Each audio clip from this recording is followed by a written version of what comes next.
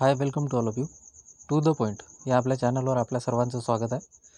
तर आज आपण एन टी पी सीसाठी जे 2019मध्ये एन टी पी सीची एक्झाम झाली होती आणि त्याच्यामधले जे पी वाय क्यू आहेत ते पी वाय क्यू इथं पाहत आहे. त्याच्यामधला आपण एक विषय चूज केला आणि त्याच्यामधलं जे पॉलिटी आहे, भारतीय संविधान, त्याच्यावरचे क्वेश्चन आपण पाहत आहे. या प्रत्येक क्वेश्चनचं आपण ॲनालिसिस याच्यामध्ये करणार आहे. तर पहा, तुम्हाला हे नक्कीच उपयोगी पडतील. तर पहिला क्वेश्चन आपण जो घेतला तो क्वेश्चन पहा. क्वेश्चन आहे, भारतीय संविधान की निम्न में किस अनुसूची में 22 भाषाओं का उल्लेख है. आता हा प्रश्न जो विचारलेला आहे, हा प्रश्न आपल्याला अनुसूचीबद्दल विचारण्यात आलेला आहे. कशाबद्दल? अनुसूचीबद्दल. आपल्याला ही गोष्ट लक्षात ठेवायची की प्रश्न आपल्याला अनुसूचीबद्दल विचारलेला आहे. आता या प्रश्नाचं उत्तर, जे 22 भाषांचा उल्लेख केलेला आहे ते 8व्या अनुसूचीमध्ये आहे. भाषा जे आहे ते 8व्या अनुसूचीमध्ये आहे. आता एकूण किती अनुसूच्या आहेत त्यालाच आपण परिशिष्टे असं म्हणतो. आता तुम्ही एक्स्ट्रा इन्फॉर्मेशन लक्षात ठेवा. पहिली गोष्ट, तो क्वेश्चन रिपीट झाला तर हे क्वेश्चनच तुम्हाला लक्षात ठेवायचा आहे की भारतीय संविधानाच्या कोणत्या अनुसूचीमध्ये 22 भाषांचा उल्लेख करण्यात आलेला आहे. तर ते आहे 8वी अनुसूची. आणि त्याच्यामध्ये किती भाषा आहेत हे तुम्हाला लक्षात ठेवायचं. 22 भाषा होत्या. सुरुवातीला किती भाषा होत्या? तर 14 भाषा होत्या. आता त्यांची संख्या वाढून 22 भाषा झालेल्या आहेत. क्वेश्चन तुमचे पहा कसे कवर होतात. पहिली गोष्ट तर तुम्हाला लक्षात ठेवायचं की भाषा कोणत्या अनुसूचीमध्ये आहे? तर 8व्या अनुसूचीमध्ये. त्याच्यामध्ये किती भाषा आहेत? 22. सुरुवातीला किती भाषा होत्या? तर 14 भाषा होत्या. आता किती भाषा आहेत? तर आता 22 भाषा आहेत. आता त्याच्यामध्ये आणखीन पॉईंट तुम्हाला लक्षात ठेवायचं की अनुसूच्या एकूण किती आहेत? तर अनुसूच्या एकूण 12 आहेत. आधी किती अनुसूच्या होत्या? तर अनुसूच्या होत्या 8.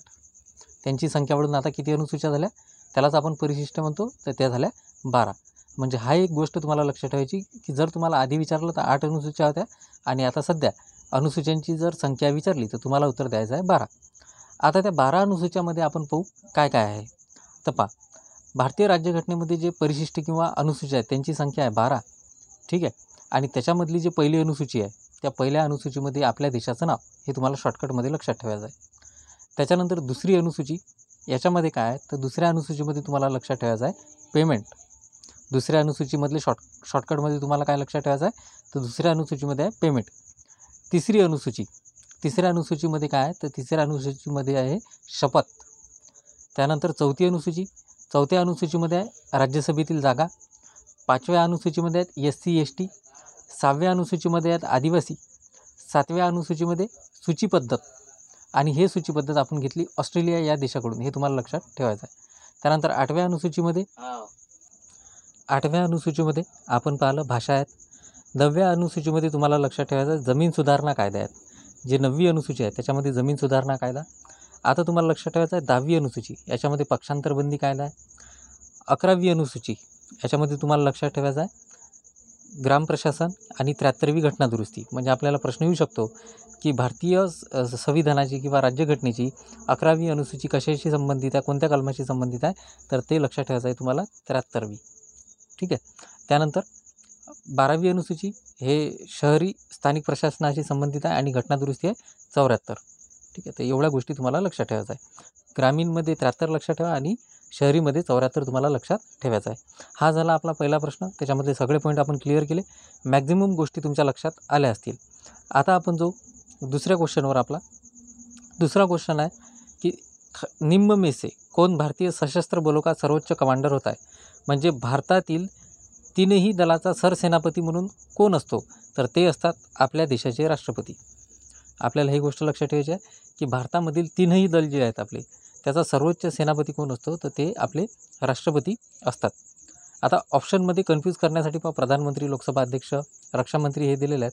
परंतु प्रश्न एकदम इझी आहे आपल्या भारताचा. आणखी तुम्हाला याच्याबद्दल इन्फॉर्मेशन लक्षात ठेवायची आहे. आता हा क्वेश्चन तर तुम्हाला लक्षातच ठेवायचा आहे की भारतीय सशस्त्र बलों का सर्वोच्च कमांडर म्हणजे भारतातील तीनही दलाचा सरसेनापती कोण असतो? तर तो असतो राष्ट्रपती. आता राष्ट्रपती, आपल्या भारताचा प्रथम नागरिक जर तुम्हाला विचारला, प्रथम नागरिक, तर आपल्या भारताचा प्रथम नागरिक कोण? तर त्यावेळेस उत्तर द्यायचं राष्ट्रपती. हे गोष्ट तुम्हाला लक्षात ठेवायची. आणि राज्याचा प्रथम नागरिक विचारला तर तिथं लक्षात ठेवायचा उत्तर यायला पाहिजे राज्यपाल. ठीक आहे. राज्याचा प्रथम नागरिक राज्यपाल आणि आपल्या देशाचा प्रथम नागरिक तो म्हणजे राष्ट्रपती. आता राष्ट्रपतीबद्दल आणखी थोडीशी माहिती आपण याच्यामध्ये पाहणार आहे. राष्ट्रपतीबद्दल आणखी थोडीशी माहिती बघू. तर पहा, पहिली माहिती आपण पाहिली की भारताचा प्रथम नागरिक असतो राष्ट्रपती. जर राज्याचा प्रथम नागरिक विचारला तर आपल्याला लक्षात काय ठेवायचं आहे? राज्यपाल. राज्यपाल. त्यानंतर आपल्याला जर शहराचा प्रथम नागरिक विचारला त्यावेळेस उत्तर द्यायचं तुम्ही महापौर. काय उत्तर द्यायचं? महापौर. तर ह्या गोष्टी तुम्हाला इथून क्लिअर लक्षात ठेवायच्या आहेत. आता त्याच्यानंतर आणखी जर राष्ट्रपतीबद्दल आपण थोडीशी माहिती पाहिली तर त्याच्यामध्ये लक्षात घ्या तुम्ही की भारताचे राष्ट्रपतीचं कलम कोणतं आहे. एक कलम जर विचारलं तर कलम लक्षात ठेवायचं तुम्ही 52. भारताच्या राष्ट्रपतीचं कलम कोणतं आहे? 52. एवढं लक्षात ठेवा. आणि हे जे प्रश्न आपल्याला विचारला की सर्वोच्च कमांडर तिन्ही सशस्त्र दलाचे कोणत्या आर्टिकलनुसार असतात, तर त्याच्यामध्ये लक्षात ठेवा तुम्ही आर्टिकल नंबर 53. आर्टिकल 53नुसार आपले जे राष्ट्रपती असतात ते तिन्ही दलाचे सरसेनापती असतात. तर एवढी इन्फॉर्मेशन तुम्हाला लक्षात ठेवायचं आहे. याच्यानंतर जेवढी इन्फॉर्मेशन येईल तेवढी आपण याच्यामध्ये ॲड करत जाऊ. ठीक आहे. तर आता तुम्हाला लक्षात ठेवायचं आहे तिन्ही दलाचा सर्वोच्च सेनापती कोण असतो, तर आपले राष्ट्रपती असतात. त्यांचं कलम आहे 52. त्यानंतर 53नुसार ते तिन्ही दलाचे सरसेनापती असतात. ठीक आहे. त्यांचं साधारण जे कार्यकाळ असतो तो 5 वर्ष असतो. ठीक आहे. एवढी गोष्ट तुम्हाला लक्षात ठेवायची आहे. चला आता पुढच्या क्वेश्चनवर जाऊ आपण. नेक्स्ट क्वेश्चन आपल्यासमोर आहे. क्वेश्चन पहा. भारतीय संविधान का कौन सा अनुच्छेद उच्च न्यायालय के न्यायाधीशों द्वारा शपथ या प्रतिज्ञान से संबंधित आहे. प्रश्न आपल्याला असा विचारला त्यांनी की बा उच्च न्यायालय म्हणजेच हायकोर्टबद्दल हा प्रश्न आहे. त्याच्यामधले जे न्यायाधीश असतात त्यांचं शपथचं जे कलम आहे ते कलम आपल्याला विचारलेलं आहे. तर या प्रश्नाचं उत्तर आहे आर्टिकल 219. उच्च न्यायालयाच्या न्यायाधीशाचं जे कलम आहे शपथीचं ते आर्टिकल किती आहे? 219 हे आहे. आता यांच्याबद्दल आपण थोडीशी आणखी माहिती पाहू. तर पहा, तर ही गोष्ट तुम्हाला लक्षात ठेवायची आहे. पहिली गोष्ट तर तुम्हाला क्वेश्चनच लक्षात घ्यायचं की बा उच्च न्यायालयाचे जे न्यायाधीश आहेत त्यांची जी शपथ दिलेलं आहे ते कोणत्या आर्टिकलमध्ये दिलेलं आहे? आर्टिकल 219मध्ये. आता दुसरी गोष्ट तुम्हाला लक्षात ठेवायची की बा राज्यांसाठी उच्च न्यायालय असतील कोणत्या आर्टिकलनुसार राज्यांसाठी उच्च न्यायालय देण्यात आलेली आहेत, तर ते आर्टिकल तुम्हाला लक्षात ठेवायचं आहे आर्टिकल 214. ठीक आहे. तर ह्या गोष्टी तुम्हाला इथं लक्षात ठेवायच्या आहेत. आणि जसं जसं आपण समोर क्वेश्चन घेत जाऊ याच्याबद्दल आणखी इन्फॉर्मेशन आपण कलेक्ट करत जाऊ. नेक्स्ट क्वेश्चन आपल्यासमोर आहे. क्वेश्चन पहा. डिसेंबर 2021पर्यंत म्हणजे 2021पर्यंत हा करंटचा क्वेश्चन त्यावेळेस विचारला होता की बा भारतामध्ये उच्च न्यायालयाची संख्या किती आहे. ठीक आहे. हा त्यावेळेसचा करंट अफेअरचा प्रश्न आहे. तेव्हा हा विचारला होता की डिसेंबर 2021पर्यंत भारतामध्ये उच्च न्यायालयाची संख्या किती होती. तर आता आपल्याला आपल्या करंट ऑफ व्ह्यूनं पाहायचं आहे. ठीक आहे. तर हे डेट तुम्हाला लक्षात ठेवायची की 2021पर्यंत त्यांनी आपल्याला विचारलं होतं की भारतामध्ये उच्च न्यायालयाची संख्या किती आहे, तर 25. आणि आता सध्या पण किती संख्या आहे, तर 25 एवढीच आहे. हे आपल्याला गोष्ट लक्षात ठेवायची आहे. त्यानंतर नेक्स्ट क्वेश्चनवर आपण जाणार आहे.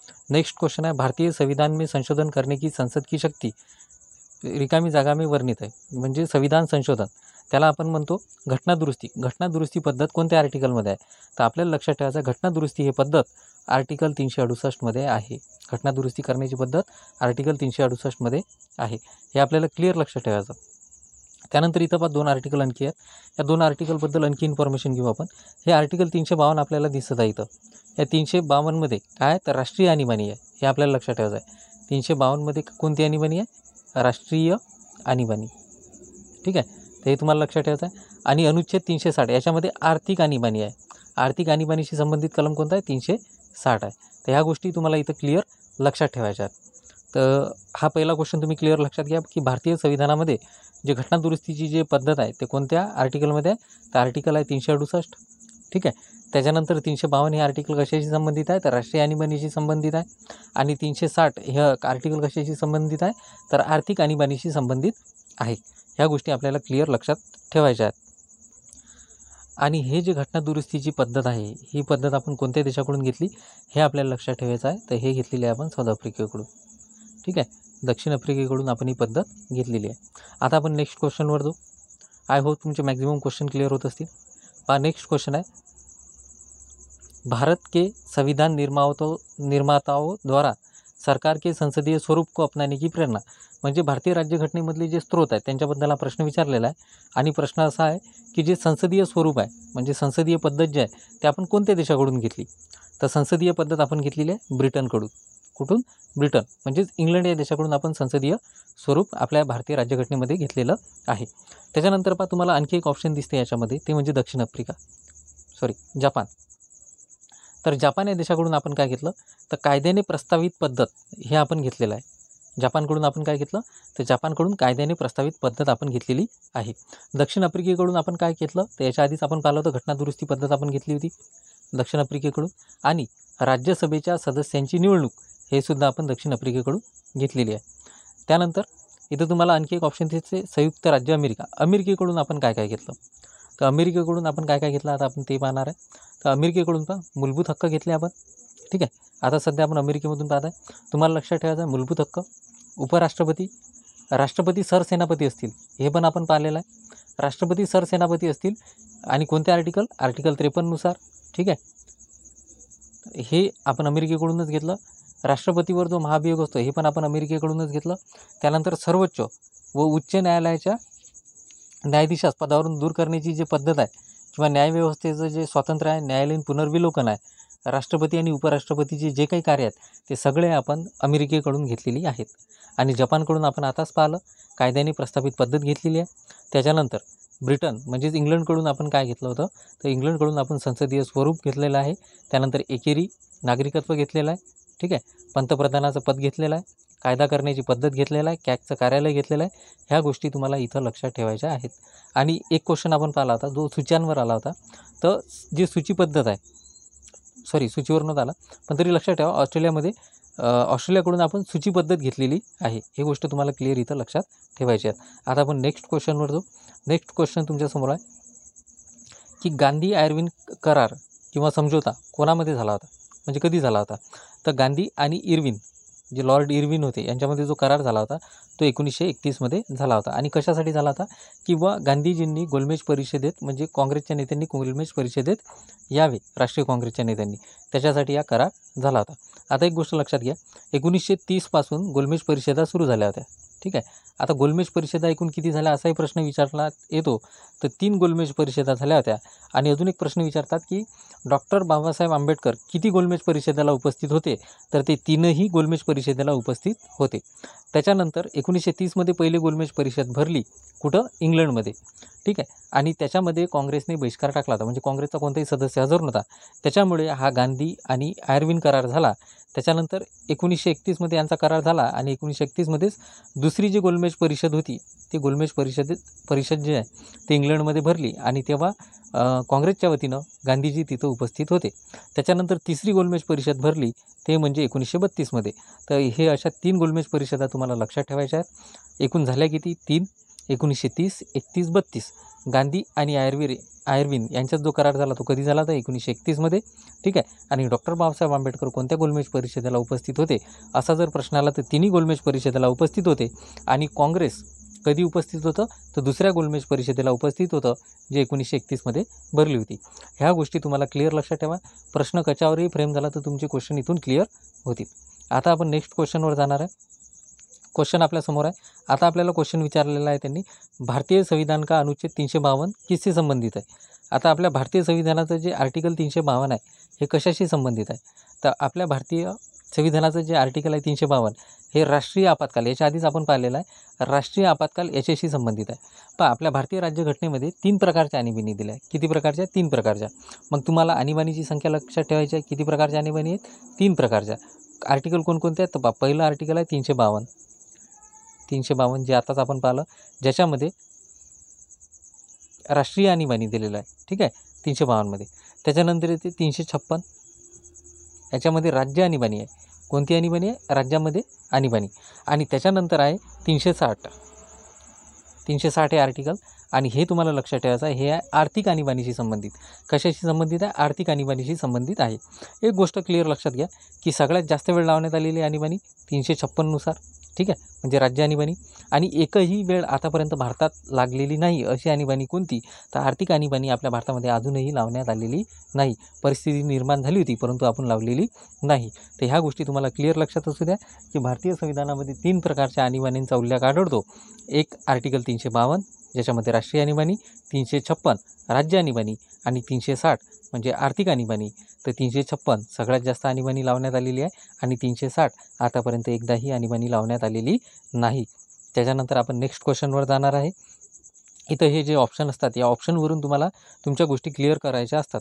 म्हणजे उच्चतम न्यायालय याचं आर्टिकल आपण पाहिलं होतं 214 आहे. ठीक आहे, आणि याच्यामध्येच क्वेश्चन विचारला होता की उच्चतम न्यायालयाबद्दल बोललेलं आहे इथं, उच्च न्यायालय नाही. बरं, उच्च न्यायालयाचं आर्टिकल तुम्ही लक्षात ठेवा 214 आहे. आणि उच्चतम म्हणजे हेच झालं सुप्रीम कोर्ट, याचा आर्टिकल आहे 124. ह्या गोष्टी तुम्हाला इथं लक्षात ठेवायच्या आहेत. अशा प्रकारचे जे ऑप्शन असतात त्या ऑप्शनचं ॲनालिसिस आपल्याला करायचं आहे. चला पुढचा क्वेश्चन घेणार आहे आता आपण. नेक्स्ट क्वेश्चन आहे आपल्यासमोर कि निम्न में से कौन सा भारतीय संविधान के अनुच्छेद 182 का घटक आहे. ठीक आहे, तर आर्टिकल जे दिलेलं आहे आपल्याला 182 त्याच्या घटकाबद्दल विचारलेलं आहे. म्हणजे आर्टिकल 182 मध्ये काय आहे बा, तर आपल्याला लक्षात ठेवायचं आहे 182 विधान परिषद का सभापती और उपसभापती या दोघांची माहिती आर्टिकल 182 मध्ये आहे. आता बा, प्रत्येक राज्यामध्ये एक विधानमंडळ असते. प्रत्येक राज्यामध्ये एक विधानमंडळ असते. समजा एक राज्य आहे, त्या राज्यामध्ये एक विधानमंडळ आहे. त्या विधानमंडळामध्ये 2 गृह असतात. ठीक आहे, एक कनिष्ठ गृह, एक वरिष्ठ गृह. जे वरिष्ठ गृह असतं त्याला आपण म्हणतो विधान परिषद. काय म्हणतो त्याला आपण? विधान परिषद. आणि जे कनिष्ठ गृह असते त्याला म्हणतो आपण विधानसभा. आता विधानसभा प्रत्येक राज्यातच असेल असं काही नसते, पण विधान परिषद प्रत्येक राज्यामध्ये असते. ठीक आहे, तर विधानसभा प्रत्येक राज्यामध्ये असतेच असं नाही आहे. तर ह्या गोष्टी आपल्याला लक्षात ठेवायच्या आहेत. आता आपण पुढे जाणार आहे. नेक्स्ट क्वेश्चन, गोव्याबद्दल माहिती विचारलेली आहे आपल्याला. गोवा रिकामी जागा को भारत का 25वां राज्य बनाता. आता पहिली गोष्ट हे आपल्याला लक्षात ठेवायचं की गोवा भारताचं कितवं राज्य बनलं. तर हे गोष्ट तुम्हाला लक्षात ठेवा, गोवा भारताचं 25वां राज्य बनलेलं आहे. कितवं? 25वां राज्य बनलेलं आहे. आणि कधी बनलं? तर 30 मे 1987 मध्ये. कधी बनला गोवा भारताचं 25वां राज्य? 30 मे 1987 मध्ये बनलेलं आहे. पहा, गोवा भारताचं कितवं राज्य बनलं? 25वां राज्य आहे. त्यानंतर कधी बनलं होतं? तर 30 मे 1987. मग आपल्याला डेट लक्षात ठेवायचं. जसं नागालँड कधीची स्थापना आहे? 1963. ठीक आहे, हरियाणा कधी आहे? 66 मधला आहे. ठीक आहे, तर अशा प्रकारे तुम्हाला प्रत्येक गोष्ट ॲनालिसिस करू कलेक्ट करायची आहे. त्यानंतर पुढे जाऊ आपण. त्यानंतर इथं प्रश्न दिलेला आहे, केंद्रीय मंत्रिमंडळ की नियुक्ती कोण करत आहे. म्हणजे केंद्रामध्ये जे मंत्रिमंडळ असते त्या मंत्रिमंडळाची नियुक्ती कोण करते. तर बघा, केंद्रामध्ये जे मंत्रिमंडळ असते एक आर्टिकल दिलेला आहे, आर्टिकल 74. ठीक आहे, हे आर्टिकल तुम्हाला लक्षात ठेवायचं आहे. आर्टिकलवर प्रश्न विचारतील. तर आर्टिकल 74 मध्ये काय दिलेलं आहे की बा प्रधानमंत्री यां केंद्रीय मंत्रिमंडळ की नियुक्ती कोण करता है. तर प्रधानमंत्री की सलाह पर भारत के राष्ट्रपती. ठीक आहे, तर भारताचा जो राष्ट्रपती असते तो प्रधानमंत्री यांच्या सूचनेनुसार केंद्रीय मंत्रिमंडळामध्ये जे मंत्री असतात त्यांची नियुक्ती करतात. तर याच्याशी संबंधित 2 आर्टिकल आहेत. हे 2 आर्टिकल आपल्याला लक्षात ठेवायचं, आर्टिकल 74 आणि आर्टिकल 75. ठीक आहे, हे 2 आर्टिकल आपल्याला लक्षात ठेवायचं आहे. आर्टिकल 74 मध्ये काय सांगितलेलं आहे. तर आर्टिकल 74 मध्ये सांगितलेलं आहे की भारताचे जे राष्ट्रपती आहेत, ठीक आहे, ते पंतप्रधानाची नियुक्ती करतील आणि मंत्र्यांची नियुक्ती कोणाच्या सल्ल्यानुसार. तर प्रधानमंत्री यांच्या सल्ल्यानुसार करतील. तर ते कशासाठी? तर ते राष्ट्रपतीला सहाय्य आणि मदत करण्यासाठी त्यांची नियुक्ती करतील. हे 2 आर्टिकल आपण एक वेळ क्लिअर करून देऊ. हे जे प्रधानमंत्रीच्या सल्ल्यानुसार भारताचे राष्ट्रपती मंत्रिमंडळाची नियुक्ती म्हणजे केंद्रीय मंत्रिमंडळ की नियुक्ती कोण करताय. तर राष्ट्रपती करतात, पण कोणाच्या सल्ल्यानुसार? पंतप्रधानाच्या. ठीक आहे, तर हे आर्टिकल कोणतं आहे. तर हे आर्टिकल तुम्हाला लक्षात ठेवायचं आहे. हे आर्टिकल आहे 75. ठीक आहे, हे आर्टिकल आहे 75. आणि 74 मध्ये काय सांगितलेलं आहे की राष्ट्रपती सहाय्य व सल्ला देण्यासाठी पंतप्रधानाच्या खाली एक मंत्रिमंडळ असेल. ठीक आहे, तर हे आर्टिकल 74 मध्ये सांगितलेलं आहे. हे गोष्ट तुम्ही थोडीशी लक्षात ठेवा. थोडं सांगताना मागं झालं असेल, पण क्लिअर करून घ्या आता की 75 मध्ये काय सांगितलेलं आहे. 75 मध्ये सांगितलेलं आहे की राष्ट्रपतीकडून नियुक्त आणि इतर मंत्री पंतप्रधानाच्या सल्ल्याने. ठीक आहे, म्हणजे राष्ट्रपती नियुक्ती करतील केंद्रीय मंत्रिमंडळाची, पण कोणाच्या सल्ल्याने? पंतप्रधानाच्या. तर हे आर्टिकल 75 मध्ये आहे. ठीक आहे, हे 75 मध्ये आहे. आणि 74 मध्ये काय सांगितलेलं आहे की राष्ट्रपती सहाय्य आणि सल्ला देण्यासाठी पंतप्रधानाच्या नेतृत्वाखाली एक मंत्रिमंडळ असेल. ठीक आहे, तर हे गोष्ट आपल्याला इथं क्लिअर लक्षात ठेवायच्यात. त्यानंतर नेक्स्ट क्वेश्चनवर आता आपण जाणार आहे. तर इथं आपल्याला प्रश्न विचारलेला आहे. पहा प्रश्न, रिकामी जगह एक वरिष्ठ प्रवर न्यायालय द्वारा एक अधीनस्थ न्यायालय या न्यायाधिकरण या लोक प्राधिकरण को दिया गया हुक्म या आदेश कि यदि वह अपने कर्तव्यों का निर्वाह नहीं कर रहा है तो करे. ठीक आहे, म्हणजे प्रश्न असा आहे, सिंपली असं लक्षात घ्या की व ज्या वेळेस वरचं न्यायालय असते किंवा सर्वोच्च न्यायालय आहे त्याच्या आणि उच्च न्यायालय आहे, उच्च न्यायालयाकडे एखादा खटला आलेला आहे आणि उच्च न्यायालय त्याच्यावर वर्क करत नाही आहे, तर त्यावेळेस सर्वोच्च न्यायालय त्यांना ते एक आदेश देऊ शकते. तर त्या आदेशलाच काय म्हणतात, तर त्याला म्हणतात परमादेश, की आम्ही आदेश देत आहोत. त्यालाच आपण काय म्हणतो, मॅन्डमस. ठीक आहे, तर परमादेश आपल्याला हे लक्षात ठेवायचं आहे. आता हे 5 प्रकारचे रिट्स असतात. रिट्सचे प्रकार किती आहेत? 5 प्रकारचे रिट्स तुम्हाला लक्षात ठेवायचे आहेत. ठीक आहे, याच्याबद्दल आणि हे जे आहे आपल्या मूलभूत हक्काचं संरक्षण करण्यासाठी ह्या 5 रिट्स आपल्याला दिलेल्या आहेत.